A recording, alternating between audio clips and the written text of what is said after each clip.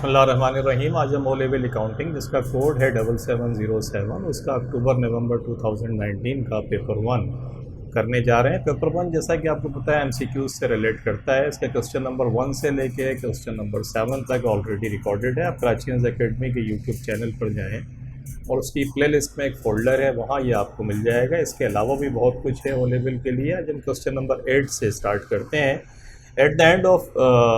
At the end of Leroy's financial year, it was decided that the balance on the telephone expenses account, $340, should be split 90% for business use, कि इसका 90% जो है business use के अंदर जाएगा and 10% for personal use और 10% जो है वो पर्सनल यूज़ के लिए। कि लेरॉयज़ जो है वो क्या करता है, उसका टेलीफोन का बिल आया और टेलीफोन के बिल में डेफिनेटली वो पर्सनल कॉल्स भी करता है। पर्सनल कॉल के अंदर ये होता है कि उसने फिर उसको 10% का उसने कहा कि मेरा पर्सनल यूज़ है, बाकी 90% बिज़नेस के इस्तेमाल में आता है टेलीफोन एक्सपेंस। तो आप क्या करें, $340 आपको दिया हुआ है, इसका 90% निकालने हैं। तो $340 का अगर हम 90% निकालते हैं तो इट कम्स $306। और इसी $340 का अगर आप 10% निकालें तो डेफिनेटली वो $34 आ जाएगा। तो $34 जो है for personal use means drawing हो गया। और ये जो है 36 ये इनकम स्टेटमेंट के अंदर ये चला जाएगा। इनकम स्टेटमेंट का मकसद है टेलीफोन एक्सपेंसेस जो हैं, one thing is very important to remember, telephone expenses has already been recorded. इसको स्प्लिट हम कर रहे हैं तो टेलीफोन एक्सपेंस तो लेजर में डेबिट पड़ा हुआ है, उसको हम क्रेडिट करेंगे और क्रेडिट करके उसका एक पार्ट चला जाएगा ड्राइंग में जो $34 है और बाकी इनकम स्टेटमेंट के अंदर चला जाएगा और वो इनकम स्टेटमेंट में जो जाएगा वो 306 जाएगा। तो हम देखते हैं मांगता क्या है, कहता है which journal entry records the closing of the closing. देख रहे हैं ये स्टेटमेंट क्लोजिंग कि ऑलरेडी रिकॉर्डेड है, उसे क्लोज करने जा रहे हैं। जब भी एक्सपेंस को क्लोज करेंगे तो क्या एंट्री पास करेंगे, एक्सपेंस अकाउंट को क्रेडिट कर देंगे क्योंकि वो डेबिट में पड़ा हुआ है $340 से, तो उसको क्रेडिट कर दें $340 से ताकि वो क्लोज हो जाए और उसको दो हिस्सों में स्प्लिट कर दें। At the end of the financial year क्या होगी, तो ड्राइंग को डेबिट करेंगे $34 से, इनकम स्टेटमेंट को डेबिट करेंगे 306 से और टेलीफोन एक्सपेंस को क्रेडिट करेंगे 340 से। ये इंटरेस्टिंगली जो चॉइस ए है जो हमने स्प्लिट कर कर भी देखा तो चॉइस ए जो है वो हमारी सही है ऑलरेडी, क्योंकि देखें ड्राइंग के अंदर $34 हमारे पास जो हमने स्प्लिट किया था 10% ड्राइंग में चला गया, बाकी इनकम स्टेटमेंट में चला गया और टेलीफोन एक्सपेंस जो है $340 से क्रेडिट। बाकी देखें ये एक्सपेंस को डेबिट करा हुआ है जो इनकरेक्ट है, इनकम स्टेटमेंट डेबिट लेकिन ड्राइंग क्रेडिट है, ये भी इनकरेक्ट है। ये टेलीफोन एक्सपेंस ये डेबिट है, तो ये बी सी डी जो चॉइसेस हैं वो इनकरेक्ट हैं। क्वेश्चन नंबर 8 में जो राइट चॉइस है हमारी क्वेश्चन में वो ए चॉइस है और उसकी लॉजिक भी आपने देखी। क्वेश्चन नंबर 9 में आते हैं, the following account appeared in Amna's ledger, के अमनाज के लेजर में ये अकाउंट अपीयर हो रहे हैं। अमना के लेजर में सैयद का अकाउंट है, तो अमना के लेजर में सैयद का बैलेंस बीटी दिया हुआ है कि Amna has to receive from Syed $400 के अमना जो है बेसिकली उसका कस्टमर है सैयद। देखिए ये लिखा हुआ भी है सेल्स के अमना ने सैयद को डेबिट करा, सैयद के ट्रेड रिसीवेबल या सैयद को डेबिट किया $600 से और रेफरेंस जो है वो सेल्स का है कि अमना ने सेल्स करी 14। अमना के फर्स्ट सितंबर 1 क्या शो करता है, सितंबर 1 ये शो करता है कि अमना को रिसीव करने हैं $400 सैयद से और अमना ने 14 सितंबर को सेल्स करी, सैयद को $600 का माल बेचा। बैंक का मकसद है कि बैंक अमना ने सैयद से पैसे रिसीव करे $390 के और अमना ने सैयद को डिस्काउंट दिया $10 का और इसका एंडिंग बैलेंस जो है वो $600 है। कहता है विच स्टेटमेंट इज करेक्ट, कौन सा स्टेटमेंट करेक्ट है। ए में कहता है on 1 September Amna odd Syed $400 कि अमना को पेमेंट करनी है सैयद को $400 की। दिस इज इनकरेक्ट क्योंकि अमना का तो कस्टमर है सैयद, तो अमना को पैसे रिसीव करने हैं सैयद से $400, तो ये इनकरेक्ट हो गया। On 14 September Syed purchase goods, Syed ने परचेज करी गुड्स $600 ऑन क्रेडिट फ्रॉम अमना, अमना से सैयद ने माल ख़रीदा या अमना ने सैयद को माल बेचा। तो सैयद ने माल ख़रीदा या अमना ने सैयद को बेचा, बात सही है क्योंकि देखें 14 सितंबर को सेल्स हुई है और अमना ने माल बेचा है और सैयद ने माल ख़रीदा है, तो स्टेटमेंट बी जो है वो आपका करेक्ट है। सी में कहता है ऑन 26 सितंबर अमना पेड, अमना ने तो पेड ही नहीं करे तो ये इनकरेक्ट हो गया। On 26 September Syed allowed, Syed ने अलाउ नहीं करा, अमना ने अलाउ किया था। तो बी चॉइस जो है हमारी क्वेश्चन नंबर 9 में हमने देखा कि हमारी सही है।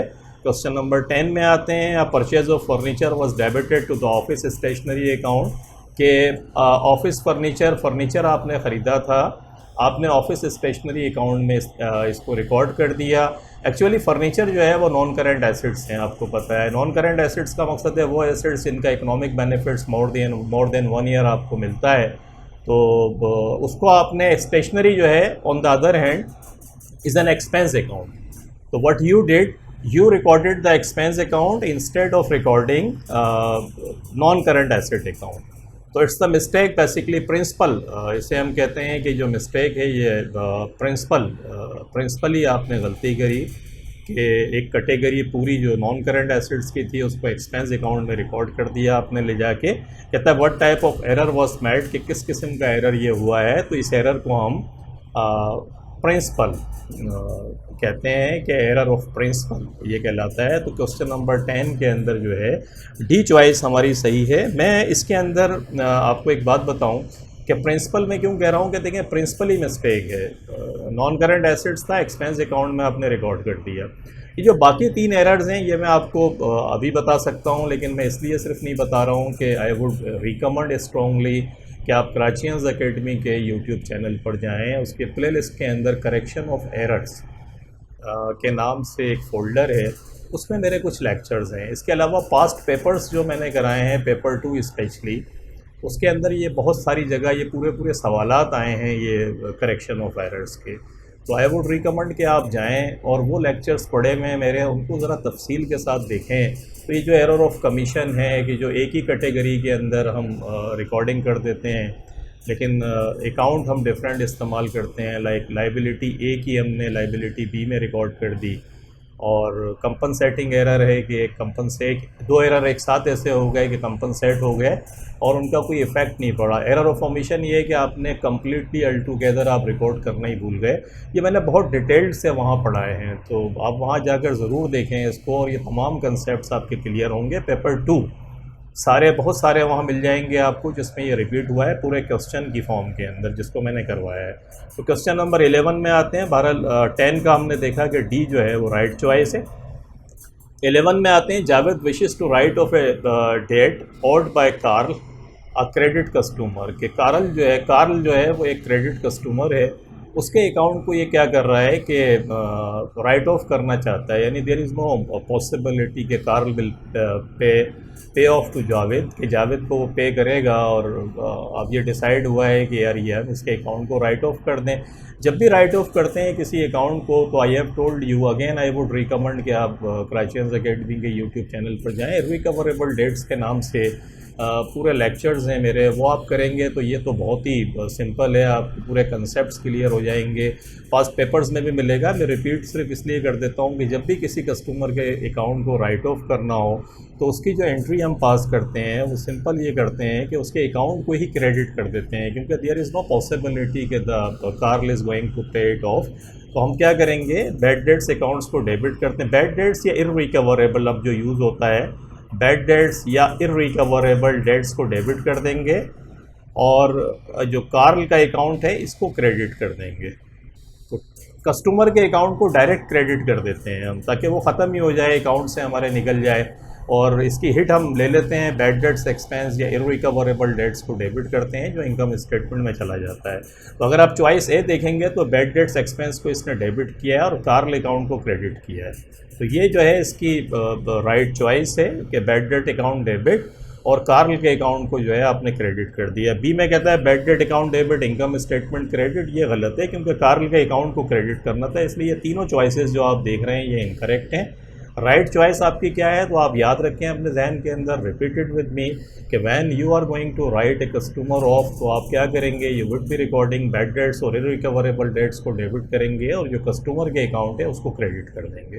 तो 11 के अंदर ए चॉइस आपने देखा कि आपकी राइट चॉइस है। अब हम 12 में आते हैं। Zafar maintains a provision for doubtful debts of 2% of trade receivable, कि 2% ऑफ ट्रेड रिसीवेबल का जो है ये अपने पास रिकॉर्ड करता है और ऑन 1 जनवरी 2018 इसकी पॉलिसी है। होता क्या है कि देयर आर कस्टमर्स, जब हम क्रेडिट के ऊपर माल बेचते हैं तो देयर इज़ द पॉसिबिलिटी कि कस्टमर्स हमें पे ऑफ नहीं करेंगे। तो वो जो पॉसिबिलिटी होती है उसकी दो चीज़ें सामने आती हैं। एक ये होता है कि हम एक पॉलिसी बना लेते हैं कि यार हर साल जितना भी ईयर एंड के ऊपर रिसीवेबल होगा हमारा, उसका इतने परसेंट, जैसे इस वाले केस के अंदर 2% है कि इतना परसेंट एक्सपेक्टेड होगा कि हमें नहीं मिलेगा, और उसकी फिर हम एंट्री पास कर देते हैं। उसमें एक ट्रिकी पॉइंट ये होता है कि ऑलरेडी लेजर, क्योंकि ये पॉलिसी है, आप हर साल यही काम कर रहे होते हैं, तो provision for doubtful dates, provision for doubtful dates आपको देखना पड़ता है कि ऑलरेडी आपके पास कितना पड़ा हुआ है। तो ये इंक्रीज़ भी हो सकता है और ये डिक्रीज़ भी हो सकता है।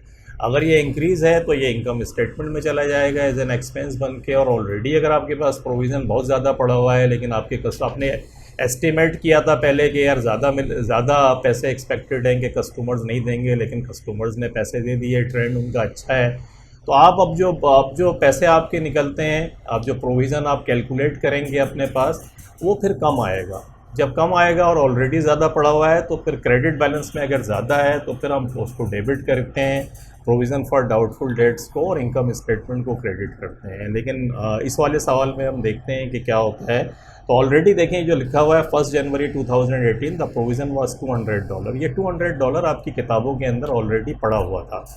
आपकी पॉलिसी क्या है कि 2% ऑफ ट्रेड रिसीवेबल का आप कैलकुलेट कर रहे हैं। On 31 December 2018 the trade receivable amounted to $12,000, के ईयर एंड पे जो ट्रेड रिसीवेबल था वो $12,000 था। इस $12,000 का अगर मैं 2% निकालूँ यहीं पर, तो ये 12,000 मल्टीप्लाइड बाई 2% मैंने निकाला, इट कम्स 240। ये जो मैं कैलकुलेशन करा रहा हूँ या आप बाकायदा हेडिंग डाल के कीजिएगा, कंप्यूटेशन फॉर बैड डेट्स कर लें, computation for provision for bad debts कर लें, प्रोविज़न फॉर डाउटफुल डेट्स, तो ये $240 आपके पास आ गया। ऑलरेडी देखें कितना पड़ा हुआ है, 200 पड़ा हुआ है, तो इसमें से आप लेस कर दें ऑलरेडी अवेलेबल, ये 200 ऑलरेडी अवेलेबल है। तो अब कितना आपको चाहिए इस साल की एंट्री पास करने के लिए, $40 आपको चाहिए। ये इसका ट्रिकी पॉइंट है। तो मैं, अगर आप लेक्चर मेरे देख लेंगे जाके और ये आपकी समझ में आ रहा है, अभी भी आ रहा होगा उसको, और मज़ीद अगर आप रिफ़्रेश करना चाहें तो वो लेक्चर ज़रूर देखें। तो ये $40 की हिट आपको इस साल पड़ेगी, और इसकी एंट्री क्या पास करेंगे, इनकम स्टेटमेंट को डेबिट कर देंगे और प्रोविज़न फॉर डाउटफुल डेट्स को क्रेडिट कर देंगे $40 से। देखें इत्तेफाक से हमारी जो ए चॉइस है वो इसने वैसे ही हमें सही दी हुई है, और वो एंट्री वही है कि इनकम स्टेटमेंट को डेबिट कर दिया है इसने और प्रोविज़न फॉर डाउटफुल डेट्स को क्रेडिट कर दिया है $40 से। तो ये हमारी राइट चॉइस है। बी में तो $240 से कह रहा है, जो इनकरेक्ट है, क्योंकि देखिए 200 तो पड़ा हुआ ही था ना आपके पास और आपको 240 चाहिए था। तो आपको कितना रिक्वायर्ड है इस साल की एंट्री के लिए, $40। और यहाँ इसने 40 दिया ज़रूर है लेकिन इसको डेबिट कर रहा है, तो ये भी इनकरेक्ट है, ये भी इनकरेक्ट है। आपकी चॉइस ए जो है क्वेश्चन नंबर 12 के अंदर वो राइट चॉइस थी, आपने कर ली। अब हम 13 में आते हैं। Sales return were incorrectly recorded as a purchase return in an income statement. कि इनकम स्टेटमेंट जब आप बना रहे थे तो सेल्स रिटर्न जो है उसको आपने क्या करा, उसको इनकरेक्टली रिकॉर्ड कर लिया परचेजेज रिटर्न में। What was the effect of this error, ये जो एरर हुआ है इसका इफेक्ट क्या होगा, मैं आपको ले चलता हूँ इनकम स्टेटमेंट के अंदर। इनकम स्टेटमेंट जब हम बना रहे होते हैं तो क्या करते हैं कि सेल्स आ जाती है, सेल्स में से फिर कॉस्ट ऑफ सेल्स निकालते हैं। कॉस्ट ऑफ सेल्स कैसे निकालते हैं, ओपनिंग इन्वेंट्री पड़ी हुई होती है उसको लिख देते हैं, उसमें परचेजेस को ऐड करते हैं और परचेजेस में से परचेजेस रिटर्न को माइनस करते हैं। तो परचेजेस क्या है, परचेजेस आपकी कॉस्ट है। अगर कॉस्ट में इसने क्या करा है, गलती क्या हुई है, सेल्स रिटर्न थी, सेल्स रिटर्न को परचेजेस रिटर्न रिकॉर्ड कर दिया। तो इनकम स्टेटमेंट में परचेजेस में से, कॉस्ट में से आपने परचेजेस रिटर्न को माइनस कर दिया। तो इसका मकसद है आप कंसेप्ट अपने जहन में समझें कि कॉस्ट आपने कम कर दी। जब आपने कॉस्ट कम करी तो कॉस्ट ऑफ सेल्स आपकी कम हो गई। जब कॉस्ट ऑफ सेल्स आपकी कम हो गई तो ग्रॉस प्रॉफिट आपका बढ़ गया। जब ग्रॉस प्रॉफिट आपका बढ़ गया तो फिर क्या हुआ कि आपका प्रॉफिट भी बढ़ गया। आपकी समझ में आई मेरी बात, वो टाइम सेइंग कि परचेजेस रिटर्न को आपने रिकॉर्ड किया। परचेजेस रिटर्न क्या करेगी, परचेजेस को कम करेगी। परचेजेस क्या है, अपने जहन में रिपीट करें, कॉस्ट है।